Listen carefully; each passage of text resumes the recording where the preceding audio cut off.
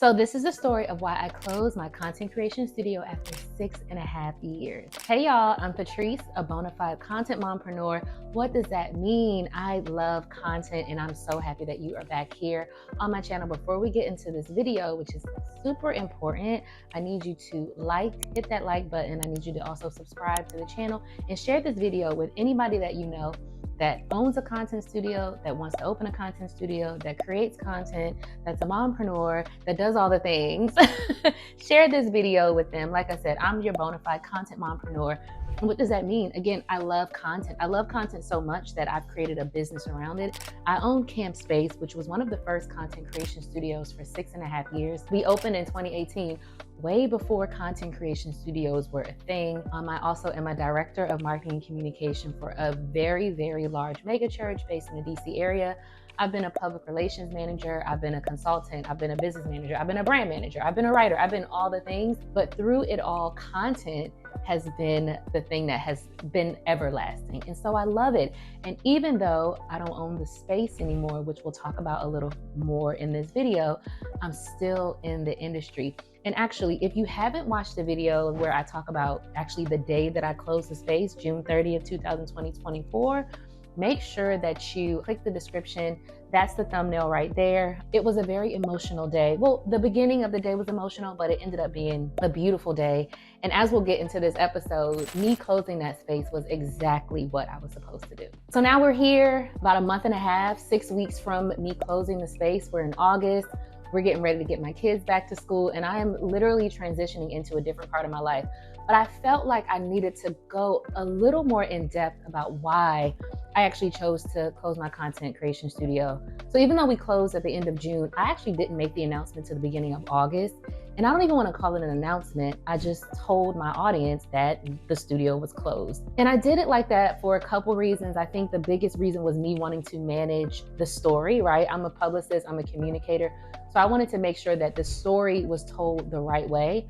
I wanted to also make sure that I had a very clear call to action for the people that watch the video. I know there's a lot of people that are gonna stumble on that video, that I closed my content studio video, that have never seen me, never heard of me, but I wanted them to watch that video and be intrigued to learn more about myself and the journey. So I needed to make sure the YouTube video was clear. I needed to make sure my email subscription platform was connected and made sense. I needed to make sure that I actually shared this information with the actual customers before the world knew. I also needed to make sure I had a place for people to send in their video messages.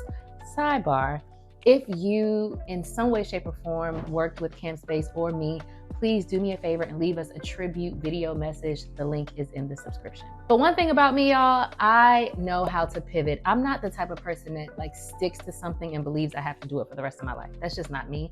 I don't judge people who operate like that, but I'm a stick and move kind of girl. Left jobs, I've resigned from jobs when I felt like it no longer was for me. When I felt like they weren't respecting me, I left. Even in closing this business, which we'll get into, some people feel like you got to do it forever. I knew that it was time. I also, before we actually closed, when we first opened, we were a co-work space. So CAMPspace was opened as a co-work studio. I was super in love with the whole WeWork concept. And so when I first opened the space, that's what it was. And then I realized that most of the customers were content creators, doing photo shoots, doing brand shoots, doing all the things. And so I pivoted. I decided to pivot in August 2019. Nobody was talking about content studios then, okay? I did the work, I fixed the branding, I did all the things, and then I made a major announcement that CAMPspace was no longer a co-work space and it was a content studio in March of 2020. And that was a serious pivot. A lot of people very close to me were like, what are you doing? Nobody even knows what that is. But I knew. So I say all that to say, change is good. And for me, at least, I am the type of person that needs to be able to switch things up. If something is not feeling right, if things lose not even lose their novelty, but just lose their intrinsic impact on my life. And if they no longer serve me, then I have to move on. And that is exactly what I did with CAMPspace. So here are the reasons why I decided to close the space. The first reason was that the lease ended, okay? So I had the space. We signed our original lease in December 1st, 2017. And that took us through, I think, 2021. No, it was a 3-year lease. So it took us through 2020, the end of 2020. And then I got a grant from the state of Maryland that actually paid for our rent for a full year. So that was a no-brainer to me. That grant was only for people that were starting new leases. And because I was renewing the lease, it was considered a new lease. And I was able to get a year of rent free from our state. So I renewed the lease for another 2 years, okay? And then June 30th came around and I didn't want to renew it. Now, I had actually made the decision not to renew the lease back in 2023, and that was difficult for me. I remember sitting on my basement floor talking to my husband and just bawling, crying, because I just wasn't ready to let it go. I felt like I hadn't done the things that I needed to do with the space. But then we got a subleaser and I was removed from the space, and I said, yeah, we need to go ahead and close. And so the first reason was that the lease ended and I wasn't going to renew it. The other reason why I decided to close the space and not renew the lease was because the rent was going to increase, okay? So when I signed that lease December 1st, 2017, our rent was $2,000. And if you know anything about real estate, right, this is not a mortgage. I did not own the building. So I was not on any type of fixed term mortgage or anything like that. I paid rent. And anybody that pays rent knows that you're going to get that 3%, 5% increase every year. Okay, so while my rent was $2,000 in 2017 when I took over the lease, fast forward to 2023, we was all the way up to $2,500, which is actually really, really good for a space of the caliber, right? We had a backyard, gourmet kitchen, beautiful bathroom. I mean, it's a gorgeous space. If you are not familiar, tap the links in the description, baby. Top tier all the way. But yeah, like the rent would have continued to go up. And now the space is actually up for lease and my landlord wants $3,000. Now I'm not mad at it. Get your money, girl. But I didn't want to keep giving her money. I worked really hard to market the space, to get customers in, to do the things that we do. Some months were great. Some months we had $14,000 months, $10,000 months. But some months, which we'll talk about a little later, it wasn't hitting on that. But you still got to pay rent. You still got to pay your utilities. And I just didn't want to do that anymore. I also say that paying rent, in addition to your mortgage, right? So me and my husband have a beautiful home, which we're in right now. Notice I'm not in my studio. I used to record these things in my studio, but now I'm right here in my office. And I made it look cute. It's one thing to have a mortgage because you got to live there. But it's another thing to have a business and a commercial lease that you have to pay for as well, where even if you don't bring in the revenue that month, you still are responsible for the lease. And I didn't want to feel that pressure anymore. Okay, so the second reason was that the rent was going to increase and I didn't want to deal with it. The third reason that I closed CAMPspace, and this might be hard for some people to hear because they know how much I love that space, was that I fell out of love with that space. There was a time where I spent as much time as I could there. I was taking photos there. I was doing all the things. And then you just change. And that's no longer where you want to be. And so there were times where I would dread going there. I would walk in and be like, can I leave now? I just didn't like it anymore. And I know that sounds probably a little petty and like, girl, what are you doing? But it's the honest truth. And I knew that if this space was eliciting these icky feelings, that it was a space that I no longer needed to be in. And again, this is a temporary thing. This isn't my kids. This isn't my marriage. This isn't mentorship. This was a business that I do believe did what it needed to do. And I think that part of those feelings of not wanting to be there anymore, discomfort of being there anymore, I no longer felt creative there. I used to go there to brainstorm. I used to go there to do all the things. And then I just it wasn't giving that for me anymore. It's like my body knew time was up. My body knew that it was time to move on to something else. And that's what we did. So the third reason was I no longer love the space. Fourth reason why I closed the space, y'all, is that the content creation industry is changing. And if you're planning on opening a content studio, I really want you to pay attention to this part, okay? I'm not gonna say we're in a depression, because I don't know if that's the right term to use. I didn't do the research before I got here on this camera. But I will say that people are not spending money like they used to. Brands are not spending money like they used to. Production teams are not spending money the way that they used to. All those COVID dollars that was spread out and given and making everybody rich, those are long gone. The days of $2,000 photo shoots, brand shoots, few and far between. People know how to create this content on their own. There was a time where I would need to hire somebody to film me doing this. But you guys, I got my beautiful tripod, also linked in the description. I turn my iPhone on, I have my TikTok mic. What we talking about? I'm gonna send this video to my guy on Fiverr. He gonna edit it up, make it fire. Then I'm gonna post it on YouTube. I could have a VA do it, but I know how to do it myself. And I really believe that so many people know how to do it themselves now, right? Like, People just know how to do it themselves. People have created spaces in their homes to save money because the times have changed. And again, when I talk about, it's not just individuals, the brands, brand dollars are changing. I have brands reach out to me for partnership things all the time. And these are brands that are pretty well known.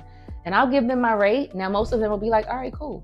But there have been some that are like, no, $100 is our budget. And it's not, I don't know if they don't have the budget, but it's also, they know that they might not need to spend it. They can find somebody in the Philippines that could do it for $5. So you just really have to track your industry. When I started CAMPspace, we were the beginning. We were in the very beginning. We were new, we were hot. And now, in addition to people not having as much money to spend on these types of things, there are so many studios open now that you got a little too much competition. And I'll say that that is actually the next reason why I closed. It was just too many other spaces popping up. And I'm a trendsetter. I start the trends and then I get up out of there.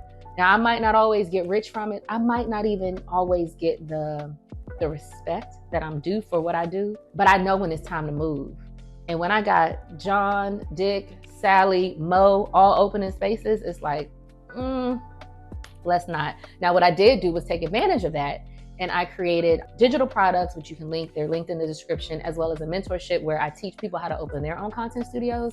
And if you want to see that masterclass, tap the link in the description. But I don't want to be an operator no more. I can teach you how to do it. We can have a coaching session, but I just don't want to be in the day-to-day anymore. Last two reasons, right? Another reason why is that I just wanted to simplify my life. You guys, if you're not new to the channel, you know that I work a full-time job. I have 3 beautiful children. I have a husband who travels often. So like right now, my husband's out the country. I have a family that I love and I try to pour into them, a sister, a niece, parents, in-laws. My job is pretty demanding. It's again, mega church with lots of departments and lots of people. And I direct marketing and communications.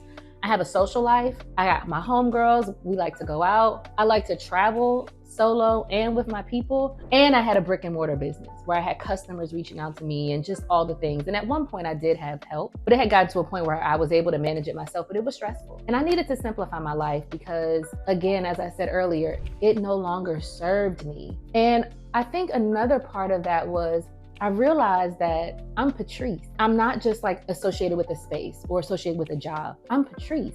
And no matter what I do, it's gonna be top tier because I do it. And I didn't want the space to be what defined me. I want to define myself. And the space was just something else on the list of great bomb things that I did that helped so many people. God, I'm so thankful. So yeah, that's why I closed the space. There might be a few more reasons, but those are the things that I jotted down. Again, last year when I decided not to renew, it was sad. It was very, very sad. I was crying. I record this with you and share this with you, feeling so free, feeling so light. I made the right decision. And I hope that this is permission to you as someone who might be in a space of not knowing if they should let something go.